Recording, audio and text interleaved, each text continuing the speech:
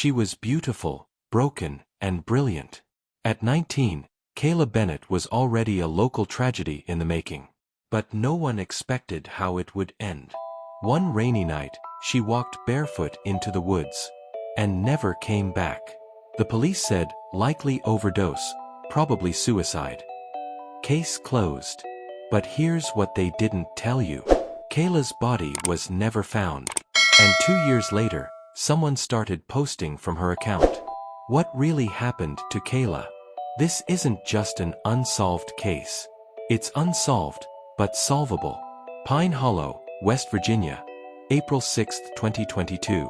Kayla Bennett's life was a collection of contradictions. Top of her class, but expelled for possession. Homecoming queen, but slept in her car some nights. A talented painter, who once carved "Help Me" into her own bedroom wall. The night she disappeared was like any other. Until it wasn't. At 11:52 p.m., Kayla texted her older brother. "I'm tired. Don't look for me. It's better this way." The message was haunting, but not entirely surprising. She'd been spiraling for months. Oxycodone, Xanax, anything to numb the pain. But her family wasn't ready to give up. They searched the woods behind the trailer park for days. Volunteers, dogs, helicopters, nothing. Only her phone, shattered near the riverbank. And one red shoelace hanging from a tree. No body, no blood, no clear answers. The police report was quick and clinical. Based on mental health history, substance abuse patterns, and lack of foul play, the case is being ruled a likely suicide by overdose. Case closed. But her mother, Darla, never believed it. She would have left a note, she said. She left everything else, except her art. Kayla always took her sketchbook. And that's where things started to unravel. 9 months later, a local thrift store posted a photo on Facebook. They'd found an old, water-stained sketchbook in a donation bin. It was filled with drawings, dark, surreal, beautiful, and signed on the back cover. K. Bennett, May 2022. But Kayla disappeared in April. How could she have drawn these? Weeks after, Darla rushed to the shop. But the sketchbook? Gone. Claimed by someone earlier that morning, the owner said. No receipt. No camera footage. Whoever had it didn't want to be found. Detective Jonah Reed had only been in Pine Hollow for 6 months when he stumbled across Kayla's file. He wasn't from the town. That helped. He saw something others missed. In the past 5 years, 3 young women had gone missing under mental health circumstances. All were between 18 and 21. All had documented substance abuse. All cases closed within 30 days as suicides, without bodies ever being recovered. Reed reopened the files. And what he found chilled him. All 3 girls had one thing in common. They were once treated at White Pines Behavioral Recovery, a now closed addiction center located 14 miles outside town. White Pines shut down abruptly in 2021 after a fire destroyed half the building. The cause was electrical, according to the report. But when Reed looked closer, no fire report had ever been filed with the county. No insurance claim. No cleanup crew. It was like the rehab just vanished. He drove out there himself. The building was still standing. Charred on one side, but not collapsed. Graffiti marked the walls. And inside, Reed found something hidden behind a rotting file cabinet. A patient wristband. Name: Kayla Bennett. Date: April 8, 2022. But Kayla disappeared 2 days before that. Just when things couldn't get stranger. Kayla's old Instagram, silent since her disappearance, suddenly lit up. A single post. A photo of wildflowers. Captioned, "Sometimes you have to die to start over." Posted from a device never identified. Geotagged somewhere in Asheville, North Carolina. The post was deleted 3 minutes later. But a classmate had screenshotted it. Was it a sick joke? A hacker? Or was Kayla alive? Her brother swore it was her voice on a 3-second audio story that followed. "I'm okay. I'm sorry." Then gone. Detective Jonah Reed was beginning to see the pieces of the puzzle fit together. The rehab center, White Pines, had been a dead end for most of the town. Its sudden closure, the unexplained fire, the missing records, it all felt off. But what if the fire wasn't an accident? What if it was meant to erase something? Something that didn't belong. Reed's investigation into White Pines uncovered an eerie connection. All 3 girls who had disappeared, including Kayla, were once patients there. But it wasn't just the missing girls that made the center suspicious. White Pines was one of the only rehab centers in the area with a secretive reputation. Known for its high-profile, yet untraceable clientele. And after hours, the place wasn't so much a recovery center as it was a shadow of the underworld. An unofficial hospital for the broken, the abandoned, and the forgotten. The night before Reed was scheduled to meet with the rehab's former head nurse, Stacy Harper, a new lead came through. An anonymous email dropped into Reed's inbox with no subject, just a chilling body of text. "I worked at White Pines. I know what happened to Kayla. You need to talk to Emily Curtis, room 304. You'll find the answers there. Trust me, I'm still watching." There was no signature. No IP trace. But Reed knew Emily Curtis was still alive, and her name had come up before in another case, a woman who'd escaped the rehab months earlier, showing up in a nearby town with no memory of her past. She was believed to have suffered from severe PTSD and drug-induced amnesia. Emily Curtis could be the key. The following morning, Reed tracked Emily Curtis down to a rundown trailer park on the outskirts of Pine Hollow. Her condition was fragile, but Reed hoped she could hold it together for just a few more moments of clarity. Emily answered the door herself, her face gaunt, her eyes sunken. She seemed lost, like she wasn't sure if she was still awake. "I know why you're here," Emily whispered before Reed could say a word. "I remember everything. But you won't believe me. Nobody does." She led him inside her small trailer, sitting down at a dusty table covered with old medical files. The walls were covered in crude drawings, violent images of people trapped in cages, eyes wide with fear. "White Pines wasn't a rehab center," Emily said softly. "It was a farm. A place where people were cultivated for the trade. People like Kayla. They were fed drugs to control them. And when they were ready, they sold them to whoever paid enough." Emily's hands trembled as she sifted through papers, pulling out a photograph of a well-dressed man shaking hands with Dr. Thomas Keller, the director of White Pines. "I saw them, the people who ran the operation. They weren't patients. They weren't workers. They were middlemen, dealers disguised as doctors. That man in the photo, he was one of the highest bidders. His name is Leonard Drake, a name that no one talks about in Pine Hollow. But he's a part of something much bigger."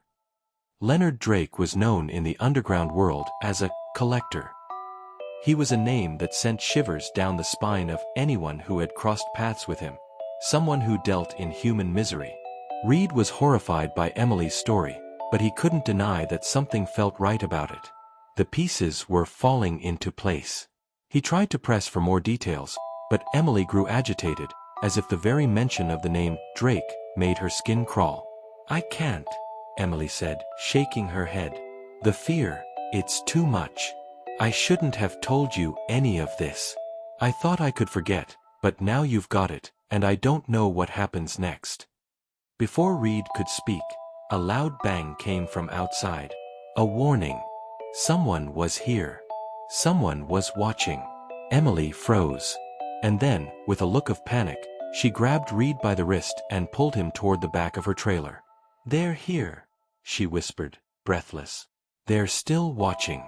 They won't stop until they make sure no one knows the truth. You've got to go." Reed rushed out of the trailer, his mind racing. Someone was trying to silence Emily Curtis, and now he was in the middle of it. He reached for his phone, but it was already too late. A black SUV screeched to a halt in front of him. 2 men, dressed in black suits, stepped out with cold, steely eyes. Reed didn't wait for an invitation. He ran, pulling Emily along, dodging through the narrow alleyways of the trailer park. They could hear the men shouting behind them, but Reed's instincts kicked in. He knew these men were not just security, they were enforcers. They reached the highway just in time. A quick glance back confirmed the worst. The men were gaining. But as Reed ducked into a nearby gas station, something shocking happened. The black SUV sped away. Was it a sign that they were done chasing him? Or a trap?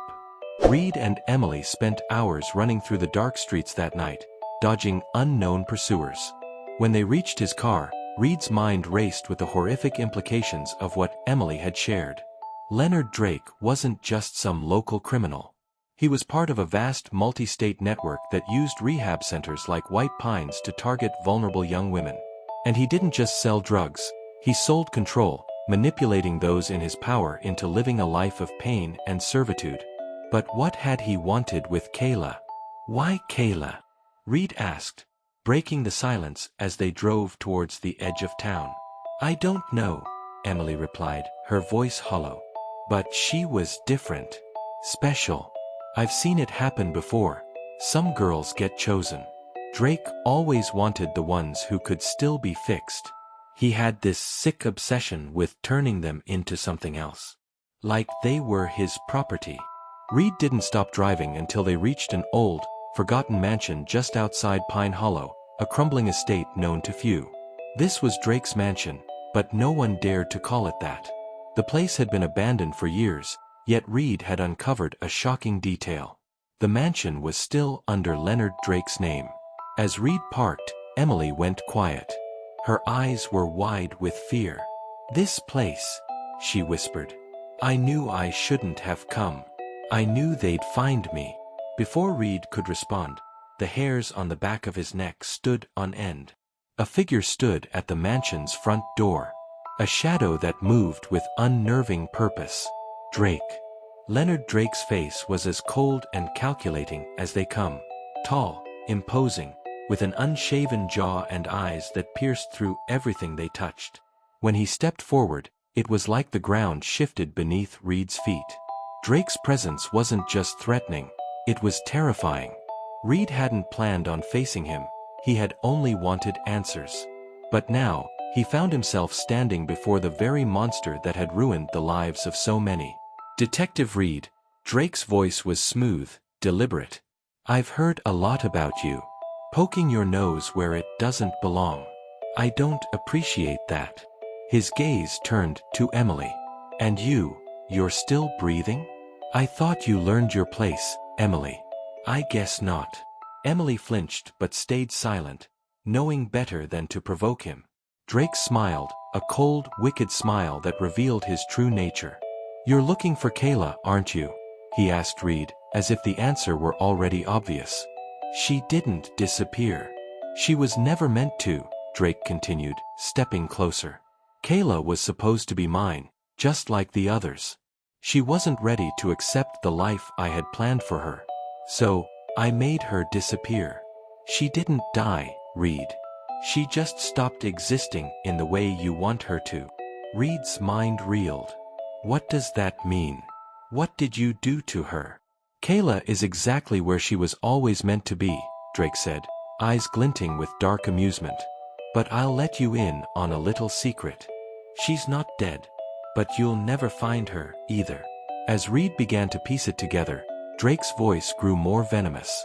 You think Dr. Keller didn't know? You think he was just a rehab director? Drake laughed, his voice a low growl. Keller enabled everything. He was my right hand. He ran White Pines for me, keeping the girls locked up, feeding them the drugs they needed to stay under control, preparing them for what was to come. Kayla was special, but she resisted. She was going to ruin everything. Reed's heart dropped. This wasn't just about Kayla anymore. It was about an entire system designed to trap, break, and control women for profit. And Dr. Keller had been at the center of it. Before Reed could respond, a loud crash echoed from behind the mansion. Figures rushed from the woods, masked, armed men, closing in. Goodbye, detective, Drake sneered, his smile deepening. It seems your investigation ends here. Reed didn't flinch. Instead, he turned to Emily. Get in the car. We're not leaving without Kayla. But just as the men began to circle them, a voice shouted from the shadows. Kayla! A figure stepped forward, drenched in the rain, wearing nothing but a tattered hospital gown and wild eyes. Kayla Bennett. Her hair was matted, her skin pale, but she was alive. And she was angry. Get away from him, she spat, her voice trembling with both rage and fear.